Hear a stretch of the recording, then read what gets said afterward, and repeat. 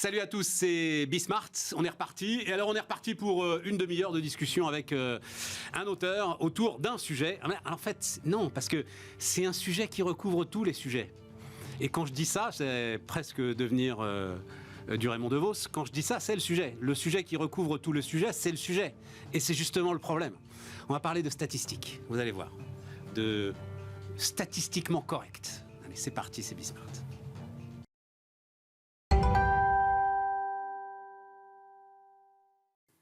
Et donc c'est Samy Biazoni qui est avec nous. Bonjour Samy. Alors j'ai mis en titre les dangers de la statistique. Je suis pas très content du titre. Toi tu mets le statistiquement correct et en fait le titre de ton bouquin, donc on va en voir, je pense la couverture. Le titre de ton bouquin nous amène sur un terrain sur lequel tu vas pas tant que ça finalement.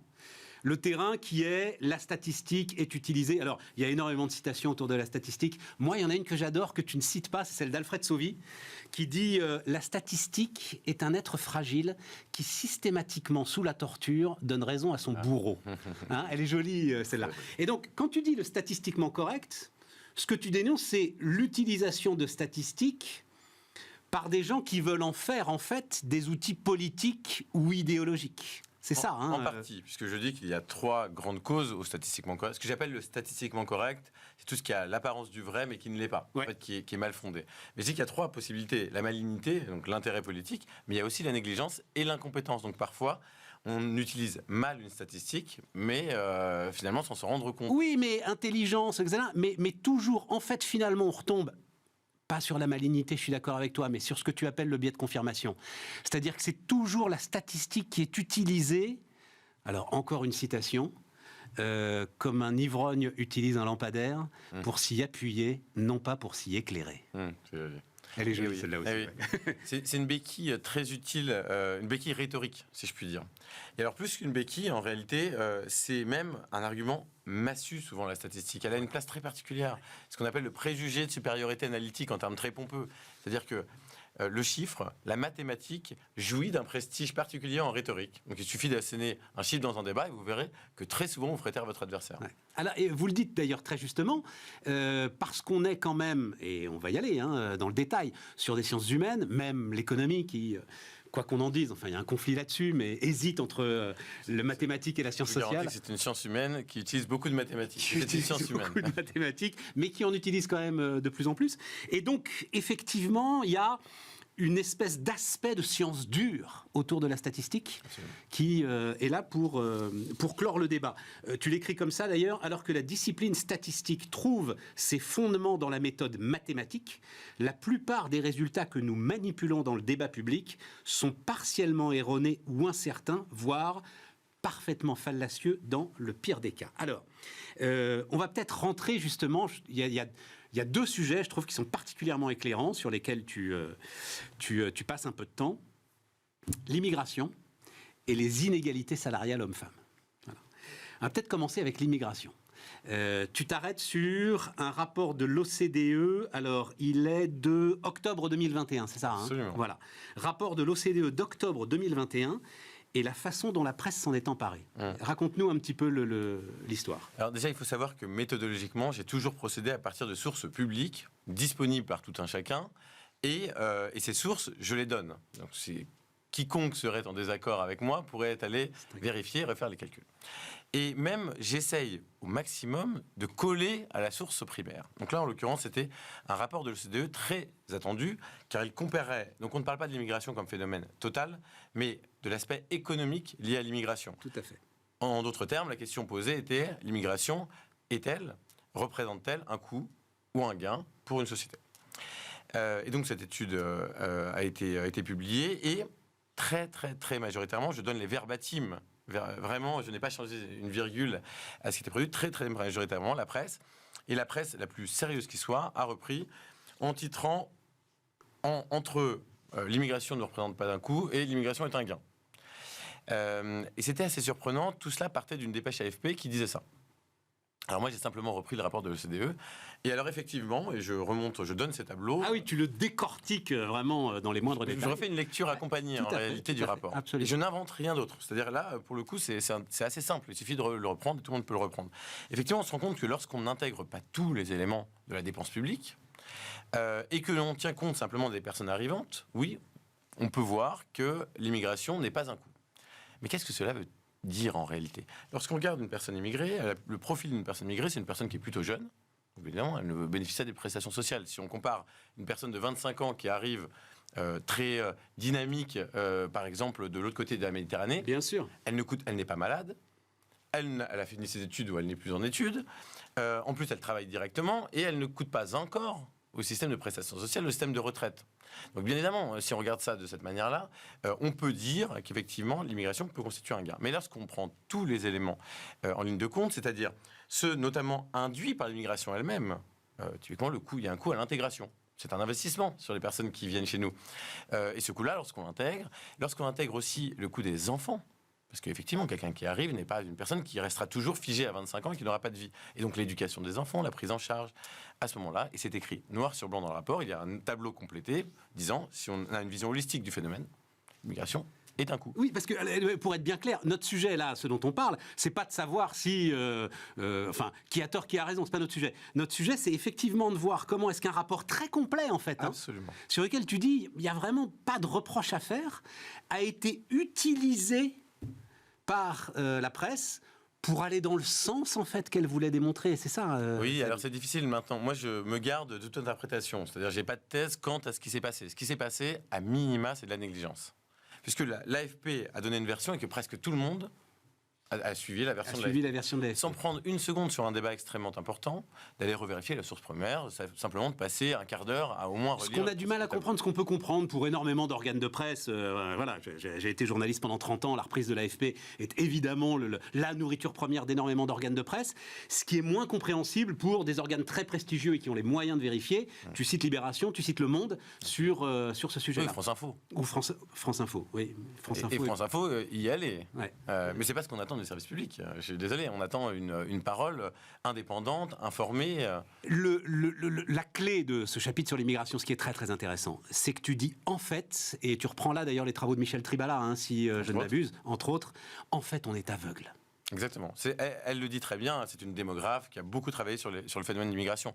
Elle dit, quand on se compare, d'ailleurs l'étude OCDE est intéressante parce qu'elle donne la position de la France, du point de vue du coût du gain économique de l'immigration, par rapport à ses pairs étant les autres pays de l'OCDE, c'est-à-dire des pays qui ont à peu près des niveaux de vie homogènes. Et on se rend compte qu'il y a une variabilité en plus. Je vais faire une incise. Là, on a évoqué un élément qui était la prise en compte des enfants, la prise en compte du coût total, etc. Mais il y a d'autres éléments. Que veut dire un immigré dans le débat ? Est-ce que dans la psyché collective et dans le débat public, lorsqu'on parle de l'immigration, on parle des ingénieurs américains ? Je n'en suis pas certain. Donc, si vous dites, maintenant, j'ai envie de tirer des conclusions politiques à partir de ce résultat, vous êtes, à minima, si vous êtes honnête intellectuellement, obligé de dire, il y a des personnes qui vont faire un chemin d'intégration un petit peu plus long, parce qu'elles sont moins éduquées, parce qu'elles ne parlent pas la langue. Donc ça, c'est un coût particulier. Et puis, j'en ai d'autres qui sont, si je puis dire, déjà intégrables, prêtes à intégrer, puisqu'elles sont beaucoup plus proches de nous. Comme nous, on a des pays pour lesquels il va falloir beaucoup plus d'efforts pour un Français. Bien sûr. Donc, même si on était honnête, en réalité, le coût qui est donné, il est bien plus important. Puisque là, on mêle des gens qui sont des étudiants qui viennent avec un visa particulier ou des jeunes professionnels avec des gens pour qui il va falloir beaucoup apporter. Ce qui ne veut pas dire que c'est un problème. Mais à mal décrire les choses, on ne peut pas les traiter. Voilà. Parce qu'on mélange tout. Et donc, Michel Tribala dit, en fait, on n'est presque pas capable de le savoir proprement. On a des études qui sont imparfaites et en plus, on sait mal analyser les éléments. Et on refuse les statistiques ethniques, mais on y reviendra à la fin de cet entretien si on a le temps. Alors, la clé de à mal décrire les choses, on ne peut pas résoudre le problème. C'est le cœur du chapitre sur les inégalités salariales hommes-femmes. Exactement.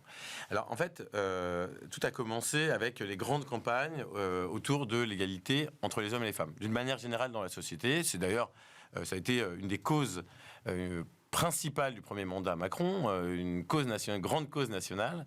Et donc on a beaucoup entendu, notamment, Madame Marlène Schiappa dire il est parfaitement anormal d'avoir 27% d'écart, 25%, 27% selon les versions, d'écart entre les hommes et les femmes. Et effectivement, personne, aucun citoyen normal, équilibré, humaniste, serait en désaccord avec ça.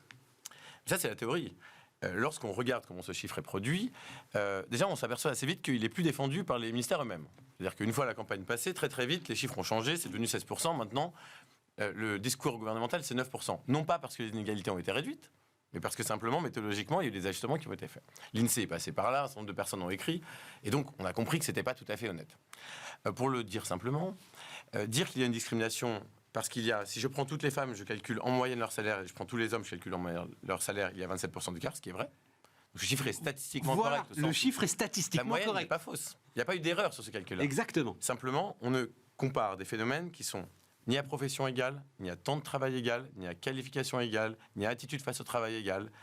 Et donc, on ne compare pas les mêmes phénomènes. Ce serait exactement comme si on disait, je déclare grande cause nationale, la discrimination, vis-à-vis des personnes à mi-temps, parce qu'elles gagnent en moyenne 50% de moins. Personne n'irait dans la rue pour défendre cela.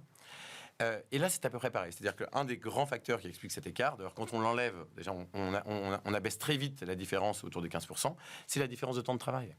C'est-à-dire qu'en fait, si on compare quelqu'un à plein temps et quelqu'un à mi-temps, bien évidemment que les personnes n'auront pas le même salaire, mais ce n'est pas lié à leur genre. Ce qui est lié en revanche à leur genre, c'est le fait qu'il y ait une différenciation de temps de travail. La question politique qui doit être posée, c'est pourquoi les femmes doivent s'arrêter plus que les hommes. Exactement. C'est là l'inégalité. L'inégalité, elle est sociale, elle est représentationnelle, elle est culturelle. Et c'est de cela dont on doit parler. Or, la manière dont on le présente, ce serait comme s'il y avait un grand complot masculiniste qui essayait de moins payer des personnes en raison de leur sexe. Ça ne se passe pas comme ça. En tout cas, ce n'est pas ce que les chiffres montrent. Donc, il peut y avoir un reliquat, d'ailleurs, de discrimination, hein, je ne le nie pas, mais il est de l'ordre de quelques pourcents, peut-être. Ouais. Et encore, on ne peut même pas l'affirmer, parce qu'il faudrait aller regarder, il faudrait avoir épuisé toutes les sources d'explication. Disons que à un moment, tu mets quand même, mais c'est vrai que ça devient un reliquat, mais sur une différence de genre peut-être, à aller réclamer une augmentation, à mettre le pied dans la porte pour exiger quelque chose auquel on est intimement persuadé qu'on a le droit. Et peut-être là, les hommes le font-ils plus que les femmes, mais ça n'est que là-dessus. Et par ailleurs, le dire... Je te lis pour qu'on comprenne bien, parce que c'est là où c'est formidable. Enfin, c'est formidable. C'est là où il faut vraiment prendre conscience du sujet.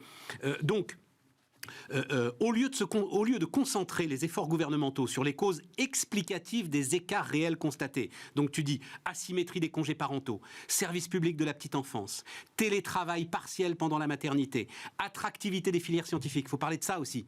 Les femmes sont moins bien payées parce qu'elles ont de plus mauvais jobs, enfin, elles ont des jobs moins bien payés. Pourquoi ? Parce qu'elles... certaines filières, quand on se dirige vers les études de culture, par exemple, on sait qu'en moyenne, le secteur culturel paye moins parce qu'il est très attractif. Donc il paye moins que des métiers plus arides de techniciens en soudure. Absolument. Qui sont majoritairement masculins. Attractivité des filières scientifiques, la banque, hein, tu parles de la banque, il y a assez peu de femmes dans les salles de marché, par exemple, voire incitation à la reconversion professionnelle. Donc plutôt que de s'occuper de ça, on a surtout promu des dispositifs de façade aussi onéreux qu'inefficaces. L'index de l'égalité professionnelle instauré en 2018 par la loi sobrement nommée pour la liberté de choisir son avenir professionnel requiert le calcul d'un indicateur quantitatif d'écarts salariaux de la part de toute entreprise d'au moins 50 salariés, faisant fi des précautions élémentaires en matière d'échantillonnage statistique. Ah oui. Donc en fait, voilà, on a... Faire des moyennes sur 50 personnes, je vous garantis que aucune méthodologie... C'est pas le sujet, quoi. C'est pas le sujet. Si, alors, il peut y avoir, marginalement, des entreprises pour lesquelles ça se passe pas bien. Il y a des problèmes de représentation, il y a des problèmes de relations entre les individus, mais c'est parfaitement marginal. Voilà, c'est ça. Voilà. Et les grands groupes, là où les choses se jouent, ce sont d'autres facteurs. Donc, peut-être faudrait-il collectivement être honnête vis-à-vis de nous-mêmes si on veut véritablement lutter contre ces différences. Et là, on fait comme si, en réalité, on met des dispositifs en place qui ne changeront pas la donne. D'ailleurs, la donne n'a pas changé. D'ailleurs, la donne n'a pas changé, non, absolument. Elle n'a pas changé fondamentalement, parce que tant que les femmes n'iront pas être ouvriers soudeurs, à même proportion que les hommes, manifestement, elles gagneront moins. Par ailleurs, je donne un autre exemple. L'attitude face au travail. C'est souvent plus difficile à entendre, puisque les leviers, les ressorts sont psychologiques. Mais il y a beaucoup d'études de psychologie du travail qui l'ont montré. Il y a une étude que je cite, qui a été faite sur 1 million de chauffeurs VTC aux États-Unis. Eux, leur salaire est uniquement conditionné par leur effort. D'accord ? Personne ne décide de leur salaire. Puisque la plateforme applique une grille. C'est leurs heures de boulot, point. Et pourtant, il y a 11% d'écart. Dans cette étude, il y avait 11% d'écart entre les chauffeurs hommes et les chauffeurs femmes. Donc les chercheurs étaient très surpris. Donc ils sont allés regarder les facteurs explicatifs. Il y en a plusieurs. Les hommes acceptent une amplitude horaire plus grande. Les hommes vont dans les zones les plus dangereuses. Typiquement, il y a des quartiers où personne ne va, et puis il y a quelques hommes qui acceptent d'aller, et ces hommes sont récompensés puisque les courses sont plus chères. Les hommes roulent, fait très amusant, un peu plus vite. Oui, donc ils peuvent prendre plus de courses. Donc il y a une attitude face au travail qui est différente, et vous voyez, on peut en arriver à 11%, sans aller chercher des choses très compliquées, avec des facteurs relativement simples. Donc ce que je dis, c'est qu'une démocratie qui fonctionne bien, elle est honnête vis-à-vis d'elle-même. Elle peut tout à fait elle doit même continuer à combattre les phénomènes de discrimination, mais en les caractérisant bien. Et puis pour le reste, elle va traiter les sujets comme des sujets politiques, avec beaucoup de décontraction. Typiquement, l'élément principal qui détermine les carrières entre les hommes et les femmes, les différences, c'est, disons, à métier, compétences et postes égaux, c'est la maternité. C'est la maternité. Donc bien évidemment, si vous voulez avoir une politique très volontariste, c'est très simple, vous obligez tout le monde, alors je ne dis pas qu'il faut le faire, hein, mais vous obligez, comme certains pays nordiques, à avoir exactement, les hommes et les femmes s'arrêtent 4 mois ou 5 mois de la même manière. Et là, vous aplanissez tout de suite. Pour un employeur, il n'y a absolument plus aucun risque à prendre un homme, une femme, avec des effets pervers quand même, et c'est pour ça que la statistique et la politique sont des arts compliqués. Quand vous faites ça, en revanche, vous encouragez alors l'emploi des seniors, ce qui est plutôt positif, puisque vous direz, ils n'auront pas d'enfants, et l'emploi des plus jeunes. Ce qui est aussi positif, puisque l'entrée dans le marché du travail est difficile. Donc il y a des effets d'externalité, il faut y songer, c'est un choix de société complet, mais c'est cher. Tout ça est passionnant, mais le cœur du truc, et c'est pour ça que je voulais qu'on commence avec ça, c'est si tu ne définis pas clairement quelle est la cause du problème, tu ne peux pas le régler. Exactement. C'est pour ça qu'on a l'impression aujourd'hui... Et on est aujourd'hui dans un débat surréaliste, je l'ai dit à de nombreuses reprises, autour de régularisation ou pas des immigrés qui aujourd'hui travaillent dans les chantiers, dans les cuisines, dans les EHPAD, enfin, etc. Et tout. Débat surréaliste parce que nous n'avons aucun chiffre. Ouais. Parce que le ministère nous balance un truc, c'est 8000 par an. 8000 par an seulement, vous êtes sûr? Il suffit que tu fasses le tour d'une quinzaine de patrons et ils vont te dire non. De toute façon, c'est plus simple que ça. Les entrées illégales en France, c'est plusieurs centaines de milliers de personnes. Enfin, c'est 100 à 200 000 personnes, a priori, selon le démographe. Donc, évidemment, tout le monde ne travaille pas, ce qui est bien malheureux, mais c'est clairement pas 8000 personnes par an. Alors, peut-être que 8000, c'est le chiffre des métiers en tension. Mais bien évidemment, si on ne dispose pas d'informations, déjà, c'est très compliqué de caractériser les phénomènes. Et tu peux pas objectiver le sujet. Et donc, tu te retrouves dans des batailles de ressenti, qui sont des batailles terribles. Tu le décris très bien. On va pas rentrer là-dedans, parce que c'est vraiment hors du champ économique. Mais tu le décris très bien sur les phénomènes de violence et sur la difficulté à faire des statistiques sur la criminalité, voilà, sur les phénomènes de criminalité et sur les phénomènes de violence. Je voudrais revenir sur le champ politique et puis après on retournera sur le champ économique. Parce que je me dis à un moment, Marlène Schiappa quand même, enfin Marlène Schiappa ou ses services, pourquoi est-ce qu'ils partent? On ne peut pas leur reprocher de ne pas être sincères sur ce sujet. Pourquoi est-ce qu'ils ne prennent pas le sujet à bras-le-corps en se disant, bon, on va essayer de le régler et donc on va faire le boulot que tu as fait, on va revenir à la source. C'est pas non plus super compliqué, quoi. Non, alors, tu vois, la preuve, tu as fait un beau boulot, mais... D'autres personnes l'ont fait. L'INSEE l'a fait, arrive à 9%, il n'est pas allé jusqu'au bout, mais il renvoie au Sénat, qui a fait une très belle étude, et il arrive à moins de 4% de l'expliquer sans aucun problème, de manière dépassionnée, avec un travail rigoureux, en faisant parler des experts. Et tu dis, parce qu'à ce moment-là, en fait, ça devient un totem, ce chiffre. Ouais, exactement. C'est ça le sujet. Je ne sais plus ce que tu dis à un moment, tu as une très bonne phrase pour dire, à partir du moment où une statistique devient un... lorsque la mesure devient un objectif politique, elle cesse d'être une bonne mesure. Exactement. Ça, c'est une loi qui est bien connue en sciences humaines, qui est la loi de Goodhart, qui stipule ça. C'est-à-dire, en fait, à partir du moment où vous considérez qu'une mesure n'est plus une mesure, mais c'est votre objectif, quand vous dites, moi je veux amener 80% du classe d'âge au baccalauréat, vous ferez tout pour que ça arrive. Voilà. Mais en fait, et vous allez faire s'effondrer rien. Comment on a fait? C'est très simple. On a abaissé le niveau continuellement jusqu'au moment où on a atteint la 80%. Et on est à 80%. Et magiquement, d'ailleurs, vous verrez, ça ne va plus trop bouger, puisqu'on a atteint l'objectif. Et ça, c'est très, très connu en théorie économique. C'est-à-dire, vous pouvez considérer, mais personne ne connaît cette loi. À partir du moment où un politique dira, ça, c'est mon objectif, c'est terminé. Je vous donne un autre exemple. Lorsqu'on parle de chiffres de la criminalité et qu'on dit, criminalité, je la réduis au taux de violence, par exemple, au taux de vol avec violence. Bon, vous verrez qu'il baissera, ce chiffre, mais les autres augmenteront. Pourquoi? Parce qu'on aura demandé au commissariat d'aller un peu plus regarder telle et telle action, on aura redirigé des ressources. Mais ce faisant, si vous concentrez les forces de police sur les vols avec violence, ils feront moins les cambriolages, ils feront moins les meurtres, ils prendront moins les plans de violence sexuelle. Et donc à la fin, vous aurez dégradé les autres indicateurs. Donc c'est ça la grande subtilité. C'est pour ça que cette loi est assez belle, elle est assez tragique aussi. C'est-à-dire qu'elle dit toute l'impuissance que nous avons vis-à-vis du chiffre. Donc nous avons à la fois besoin de chiffres, nous avons besoin aussi d'un regard critique et de beaucoup d'honnêteté par rapport à ces chiffres. Et donc, la totémisation du chiffre, la fétichisation du chiffre dans nos sociétés est extrêmement dangereuse. On y viendra en conclusion, parce que ce qui est assez terrible quand on referme ton bouquin, c'est que, et Dieu sait que j'aime la statistique, je me dis, mais bon Dieu... à moins alors de l'avoir décortiqué comme tu le fais, mais c'est pas possible, on n'a pas le temps, plus jamais je ne croirai aucun chiffre. Alors j'espère que tu ne vas pas... Oui, c'est pas ce que je dis à la fin. Hein, non, c'est pas ce que tu dis à la fin, mais on va y aller, parce que tu as effectivement quelques recettes précises d'autodéfense statistique en démocratie. Avant ça, quand même, un mot sur les sondages. Parce qu'il y a ça aussi, il y a la statistique alors dite performative. C'est-à-dire qu'en fait, elle va provoquer la réalité qu'elle est censée décrire. En partie provoquer la réalité. Ouais. En partie provoquer. Je peux expliquer ça très simplement. Vas-y, on est bien. Hein. Typiquement, le sondage est très particulier. Déjà, il faut savoir, je répète, un truisme, je pense que votre audience est très éduquée, mais quand même, un sondage n'est pas une prédiction. On l'entend très souvent. Hein. C'est une photographie. Et une photographie, quelque chose qui est mouvant, l'opinion. Donc déjà, sondage n'ont ni tort ni raison. Si on dit à 48 heures que tel candidat est premier, ok, ça donne une probabilité, une tendance, mais ce n'est pas la vérité, ce n'est pas une prédiction. Ça, il faut bien le comprendre. La question, justement, de quand arrêter un sondage. Pourquoi on ne publie pas les sondages le jour même? Parce qu'il y a cette dimension, justement, performative. C'est-à-dire que je vais vous donner une situation théorique, mais qui, en fait, est déjà arrivée un certain nombre de fois sous la Ve République. Vous avez un candidat qui caracole en tête. Vous avez un candidat qui le talonne. Les sondages avancent, et puis l'écart se creuse. Quel phénomène qui va se produire? Les supporters du candidat caracole en tête vont dire « l'élection est gagnée ». Les supporters du deuxième, tout est perdu. Donc, certains ne vont pas se déplacer, les autres ne vont pas se déplacer, ça va s'annihiler.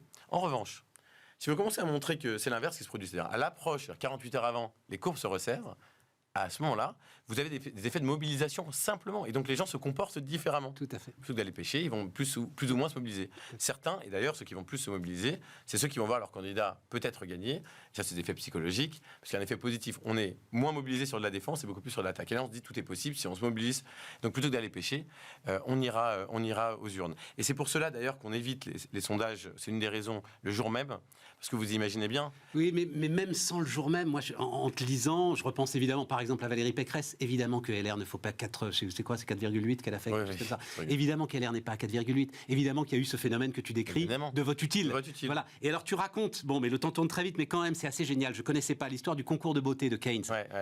C'est-à-dire qu'on ne se prononce pas sur quelle est la plus belle, on se prononce sur ce que les autres vont penser de la beauté de l'ensemble de celles qui sont présentées. Un vote, c'est un concours de beauté à la Keynes. Ce n'est pas du tout, on ne vote pas pour le candidat idéal, on vote pour celui dont on pense qu'il a le plus de chances d'être élu. Voilà. Et qui correspond bien évidemment à nos aspirations. Et c'est pour cela que Mme Pécresse a fait un si mauvais score. D'ailleurs, Mme Hidalgo aussi. Bien évidemment qu'intrinsèquement, les idées qu'elle représente et son envergure politique représente bien plus que 1,8 peut-être. Mais tout le monde avait compris, les sondages le montraient, l'objectivaient, il n'y avait aucun scénario qui permettait au Parti socialiste de deuxième tour. Donc tout le monde a fait bifurquer son vote là pour le et puis, dans le cas présent. Il y avait pour la droite un risque Mélenchon, il y avait pour la gauche un risque de ne pas être au second tour. Enfin voilà, c'est ça. Exactement. Mais pourquoi on les interdit pas? À quoi ils servent en fait? Et parce que purement et simplement, tu vois, Samy. Ouais. Parce que déjà, vous aurez des phénomènes de manipulation de l'opinion beaucoup plus pernicieux. C'est vrai. Alors c'est vrai qu'il y aura du marché noir. Voilà, il y aurait exactement. Vous avez tout compris. Déjà, il y a toujours eu des marchés noirs de l'opinion, mais ça circulait dans les journaux. Mais c'était à une autre époque. Aujourd'hui, nous avons les réseaux sociaux. Faire taire parfaitement les réseaux sociaux, vous verrez que c'est impossible. Et qui, malheureusement, aura la parole? Ce sont les personnes qui seront les moins bien intentionnées.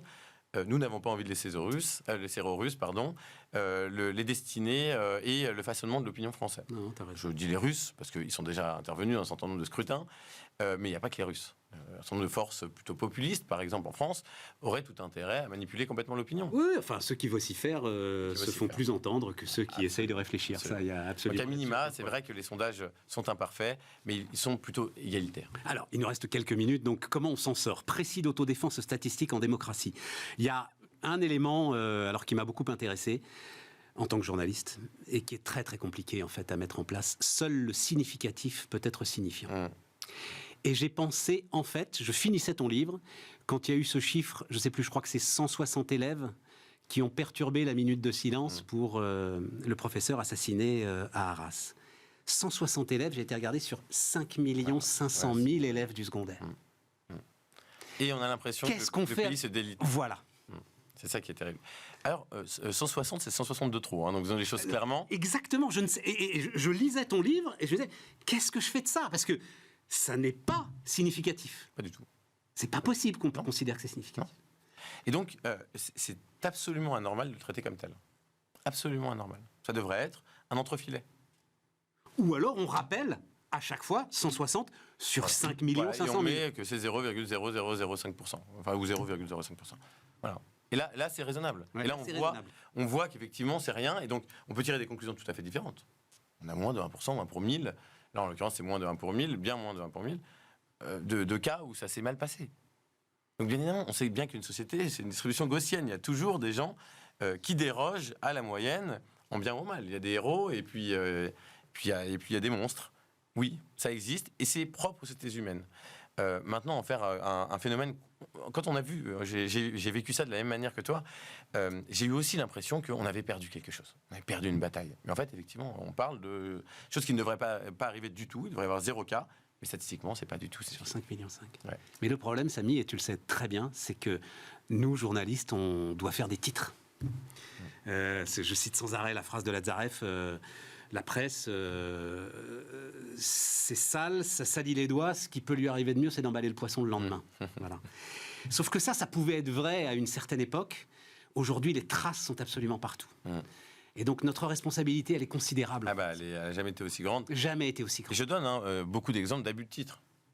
Tout au long Oui, du ah ben livre. absolument, absolument. Alors, les titres, c'est le piège absolu. Parfois même, je donne des exemples où le titre dit quelque chose et le chapeau, c'est-à-dire quelques interlignes plus loin, le chapeau dit autre chose. Tu sais pourquoi? Parce que ça n'a pas été fait par la même personne. Ah oui, très probablement. Et voilà. Mais c'est terrible. Mais c'était Et parce que l'information véhiculée, malheureusement, et effectivement, les réseaux sociaux amplifient ça, parce qu'on a tous cette mauvaise tendance à aller réagir sur un titre et une photo, sans avoir lu, parce que ça accrédite notre vision du monde. Ce Donc- faisant, on crée ce halo informationnel qui donne une mauvaise représentation de ce que pensent les individus et du vrai. Et qui ne permet pas de résoudre le problème. Non, Voilà. surtout pas. Même qui amplifie en le cristallisant. Bon, on n'a pas le temps, mais justement, comme ça, les gens iront lire ton bouquin, mais le chapitre sur la querelle des prénoms est formidable.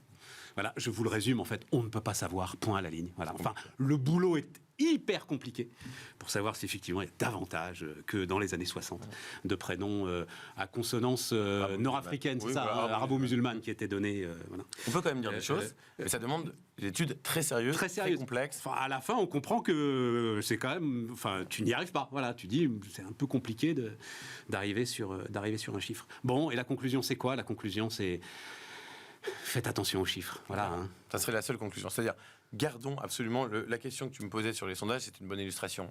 Effectivement, moi je dis maintenant de plus en plus, c'est un peu comme la démocratie, la statistique. C'est le pire système à l'exception de tous les autres. Ouais, t'as raison. Donc en démocratie, c'est le pire argument à l'exception de tous les autres. Donc quand quelqu'un viendra me trouver un meilleur argument pour générer des consensus et établir des vérités objectives, je le recevrai, mais c'est jusque-là toujours mieux que la poésie, que les discours militants, que les idéologies, que la philosophie, pour faire de la politique, j'entends, et pour vivre ensemble. Donc on essaye d'être raisonnable par rapport à ça. Et effectivement, le dernier chapitre vise à donner des pistes. Donc j'essaie d'amener des propositions concrètes pour réarmer le citoyen. La première des propositions, c'est de lire l'ouvrage. Mais après La deuxième, c'est de développer ses compétences. Mais non, mais à minima... il est tard et on n'a pas le temps. Oui, mais en démocratie, on a des intermédiaires. Et ces intermédiaires-là, les institutions, les journaux, ont une responsabilité qu'ils n'assument pas aujourd'hui. Tu as parfaitement raison. Samy Biazoni, donc, qui nous accompagnait cette semaine, et on se retrouve avec grand plaisir. Donc, le bouquin s'appelle Statistiquement Correct, hein, le Statistiquement Correct. Et on se retrouve la semaine prochaine avec grand plaisir.